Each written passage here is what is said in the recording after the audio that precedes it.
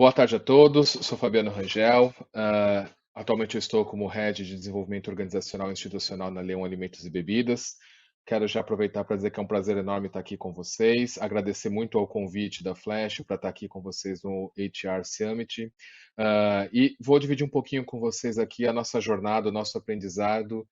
do como a gente vem trabalhando em toda essa dinâmica de uma perspectiva de maior flexibilização dos benefícios e gerando mais valor aos funcionários. Antes mesmo de entrar no conteúdo propriamente dito, eu queria só contextualizar rapidamente para vocês quem é a Leão Alimentos e Bebidas. Ela passa por algumas, enfim, construções históricas. Então, ela já foi uma empresa, se consolidou em outra, evoluiu agora, está evoluindo já para um novo caminho. Então, acho que é importante contextualizar um pouquinho para a gente saber de onde eu estou falando, né, e o quanto esta flexibilização toda que a gente vem discutindo do ponto de vista de um acesso, né, mais flexível em termos de benefícios, em termos de questões de remuneração, uh, que possam afetar diretamente ali, né, a percepção de valor do funcionário dentro da organização. Então, já mais sem delongas, né, dando sequência aqui, eu vou me apoiar um pouquinho na apresentação, muito mais para ilustrar para vocês algumas passagens históricas importantes aqui, e a gente ir construindo esse entendimento. Bom, a Leão de hoje, eu brinco que ela é uma jovem senhora, né? E uma das razões é justamente essa. A Leão de hoje, ela foi se configurando a partir de 2005, aonde houve uma aquisição por parte da The Coca-Cola Company, a Coca-Cola Brasil, particularmente falando, aqui no Brasil, de uma indústria de néctares chamada Sucos Mais, no norte do Espírito Santo. A partir disso, essa história evolui com a aquisição da Del Valle, depois, logo na sequência, sim, em 2007, a aquisição da Leão Júnior. Isto ficou num processo de organização estrutural com a aquisição dessas três empresas, por isso que eu brinco que ela é uma jovem senhora, e a gente vai ver, né, a Leão Júnior, particularmente falando, ela foi fundada em 1901. Esse ano, quando eu olho para a história da Leão Júnior, ela está completando 120 anos, ou seja, nós somos uma empresa que tem um legado e um histórico secular, de muita tradição e, ao mesmo tempo, se desafiando a cada momento icônico da história em termos de inovação, revisão de processos, revisão da forma de fazer negócio, o que, obviamente, é um legado também que a gente traz do ponto de vista cultural, que se conecta muito com a nossa temática de hoje, de como a gente evolui em termos de flexibilização dos nossos benefícios. Então, parei aqui em 2007, fiz essa pausa para contextualizar um pouquinho mais esse aspecto histórico. A gente evolui do ponto de vista de desenvolvimento do negócio para 2009 com a fusão de marcas. Depois a gente cria o que até então, com a junção dessas organizações, nós chamávamos, perdão, de SAB, que era o Sistema de Alimentos e Bebidas do Brasil, que foi o nome dado à fusão de todas essas empresas. Em 2012, a gente fez a aquisição de uma outra empresa chamada Trop, que é uma empresa de agronegócio, é uma empresa que trabalha na cadeia primária, ela compra frutas e transforma fruta em polpa para depois isso virar um insumo para o produto acabado. E a gente evolui, então, ao longo dessa história com esta configuração. Tá? A história daí continua e a gente segue desenvolvendo o nosso negócio. Bom, até para contextualizar um pouco mais do que a história, faz sentido a gente contextualizar um pouco a nossa composição societária, quem nós somos efetivamente no mercado brasileiro. Né? Então, a Leão Alimentos e Bebidas de hoje, composta por toda essa história que eu mencionei, ela é uma joint venture formada, né, pela Coca-Cola Brasil, composta aí por mais 8 empresas que compõem o sistema Coca-Cola Brasil. Então, ela é uma joint venture, uma sociedade entre a Coca-Cola e essas 8 empresas, uh, com a sua divisão de capitais ali. E dentro deste sistema Coca-Cola Brasil, também no modelo de joint venture, a gente tem a Verde Campo, que foi adquirida em 2016 e que é a área de lácteos, vamos dizer assim, que faz parte do sistema Coca-Cola Brasil e que orbita dentro desse ecossistema, desse mesmo ecossistema onde a Leão também está presente. Tá? Então, nós somos uma empresa nacional composta por 8 grupos empresariais, mais a Coca-Cola Brasil, e também orbita dentro deste ecossistema junto à Verde Campo, onde nós temos uma interação muito próxima, em particular até com a parte de gestão de folha e benefícios, onde a gente tem uma prestação de serviço à Verde Campo por meio da Leão. Tá? Bom, como eu estava complementando para vocês aqui todo a construção da composição de quem é a Leão Alimentos e Bebidas nos dias de hoje, né? Ou seja, a qual ecossistema ela faz parte e composto aí por toda esta gama de outras organizações que compõem o sistema Coca-Cola Brasil, sendo a Leão uma joint venture, assim como a Verde Campo, a gente precisa também fazer um olhar para contextualizar muito bem aí o avanço da nossa temática, que é a flexibilização de benefícios, tem um olhar também um pouco mais direcionado para a nossa cadeia de valor. E aqui eu estou fazendo um pequeno extrato, um resumo, só para a gente se contextualizar sobre a parte mais operacional da nossa cadeia de valor, sem entrar num aspecto mais específico, no mérito também de um outro elo super importante, da qual nós também temos diversos colaboradores que fazem parte desse processo, mas por aqui já dá para ter uma ideia que é justamente a parte de logística e distribuição e toda a parte de acesso ao mercado que não está neste resumo aqui, porque aqui eu procurei centralizar para dar uma visão geral da organização na parte mais operacional. Então, basicamente, a gente pode dizer que eu tenho uma cadeia que ela tem acesso à matéria-prima, e aqui, obviamente, né, a composição macro da nossa matéria-prima, ela vem do campo, ela vem da natureza, a gente tem uma interação bastante próxima com produtores rurais. Hoje, por exemplo, entre frutas e ervas, a gente acessa diretamente na aquisição de produtos cerca de 10 mil produtores, sendo que a maciça maioria destes, obviamente, são pequenos produtores, até pelas características das matérias-primas que a gente acessa. Da mesma forma, a gente tem aqui uma representação bastante expoente do ponto de vista de mercado, e a gente atua basicamente olhando na área de alimentos e bebidas, no mercado que a gente chama de linha líquida, né, que são as bebidas prontas para o consumo, ou como se chama também, ready to drink, aonde aqui a gente tem uma participação de líder, seja em termos de valor, como em termos de volume, e de outro lado a gente também tem, onde a gente é praticamente símbolo de categoria, né, quando a gente fala da linha seca ou dos nossos produtos para infusão, o que a gente também chama de no ready to drink, porque exige ali ainda algum grau de preparo, né, do consumidor para o consumo da bebida, que a gente está praticamente falando dos chás para infusão, de solução, ou mesmo hoje até a gente já evoluiu para a oferta dos chás na solução de cápsulas. Então, aqui a gente também tem aí uma representação bastante expoente como líderes de mercado, e para, obviamente, fazer essa roda girar, a gente tem as nossas operações industriais e, como eu mencionei também, as nossas operações logísticas e comerciais, onde a gente tem hoje, né, a responsabilidade de administrar diretamente 4 fábricas, 2 dedicadas à linha líquida, 2 dedicadas à linha seca, onde eu tenho dentro desse contexto todo 2 indústrias primárias, ou seja, agroindústrias, diretamente falando, que tem esse acesso direto com a matéria-prima e os produtores. Tá? E, obviamente, tudo isso é interessante de ser observado e contextualizado quando a gente fala de benefícios flexíveis, porque é,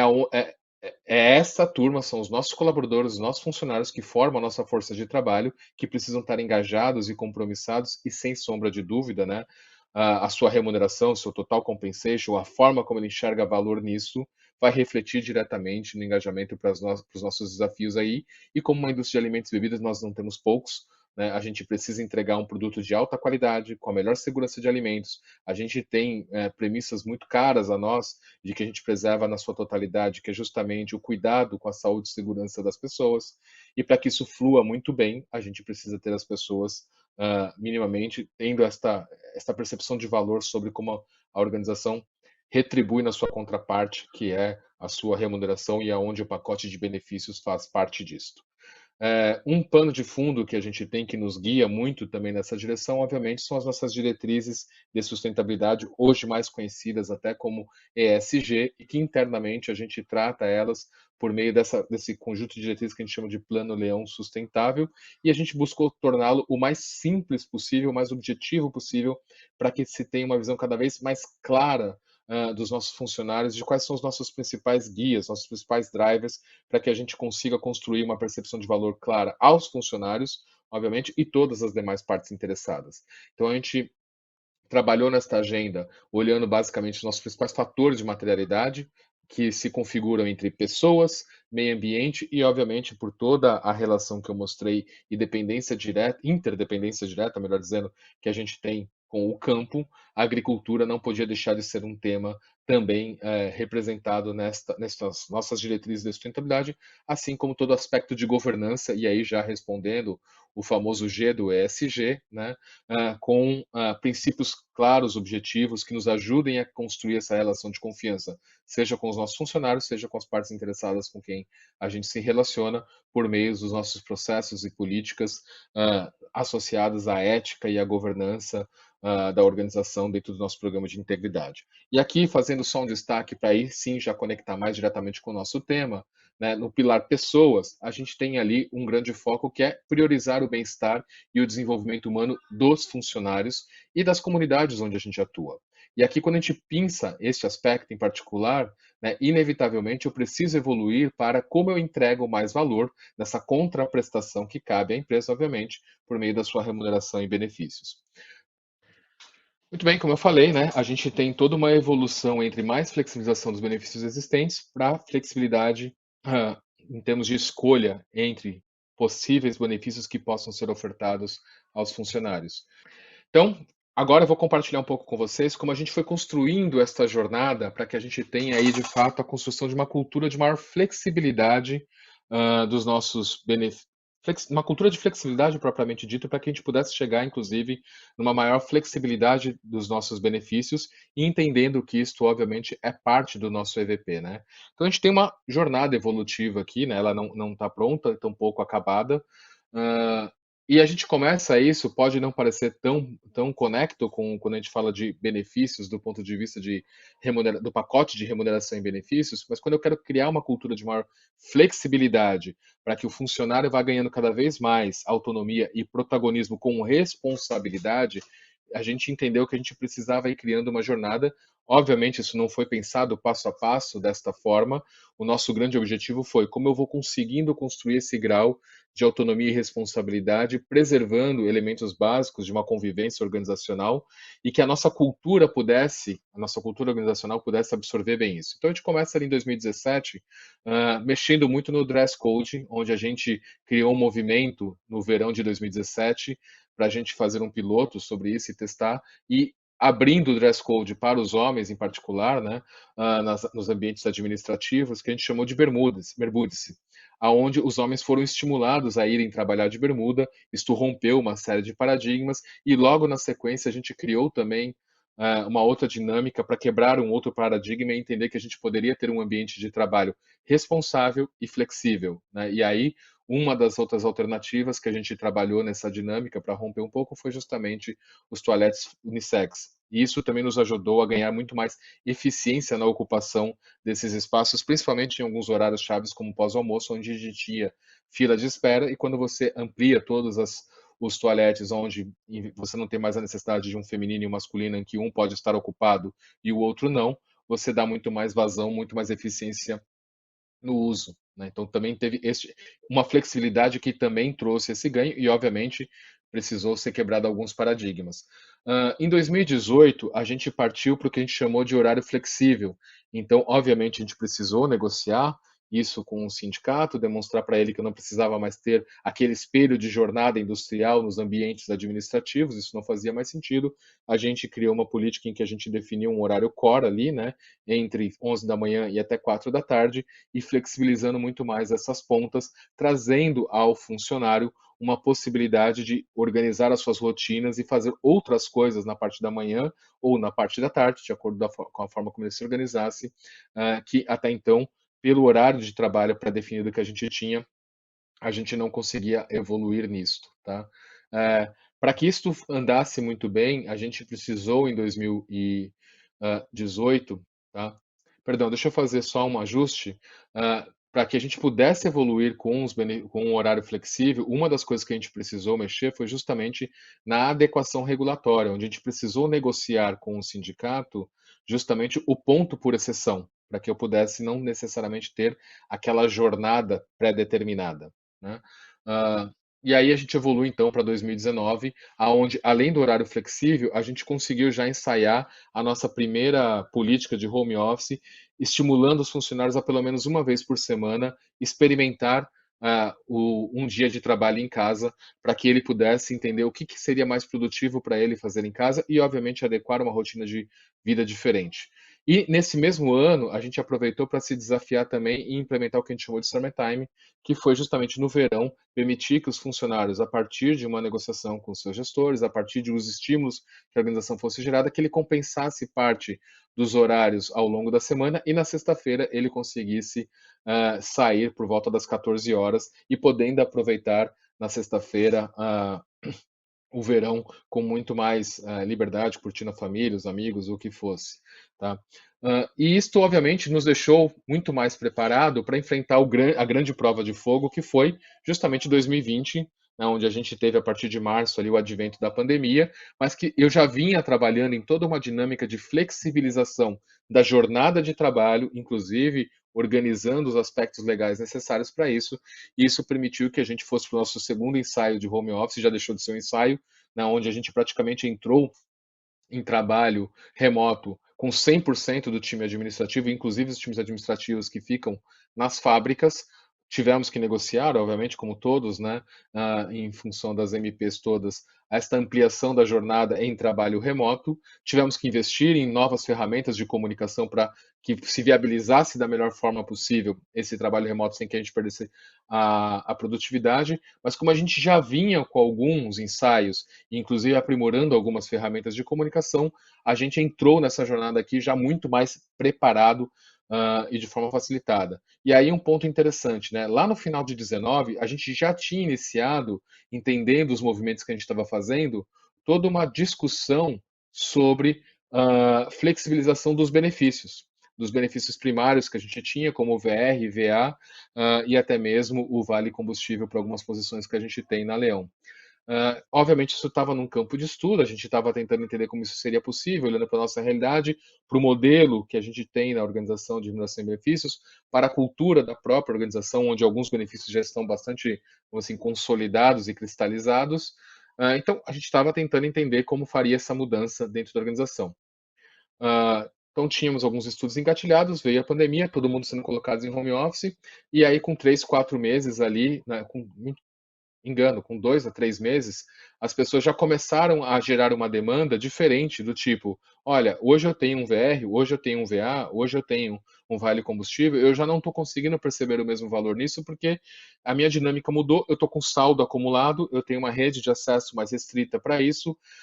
Quando eu estava no escritório, sim, eu fazia mais uso do VR por conta da necessidade do almoço. Estando em casa, não necessariamente eu faço o mesmo uso do VR, eu preciso mais do VA. Algumas pessoas até mudaram a dinâmica, falaram assim, olha, eu estando em casa, morando sozinho, ou né, só eu e meu parceiro, minha parceira, estando em casa e nós dois morando sozinhos, eu nem paro para fazer o almoço, eu prefiro pedir uma comida, então o meu VR está indo muito mais rápido e o meu VA está sobrando. Então a dinâmica ficou muito diferente, porque obviamente a gente mudou por completo o local de trabalho. Como a gente já tinha todos aqueles estudos, a gente acelerou muito isso, nos deu propriedade, buscamos no mercado alternativas e foi quando a gente encontrou a Flash e a gente conseguiu fazer todas as adequações que a gente precisava já em 2020 para fazer os nossos primeiros experimentos pilotos em algumas áreas administrativas de São Paulo e depois logo na sequência no Sul, em uma das nossas operações para a entrada do cartão flexível com esses benefícios primários que a gente tinha como VR e VA,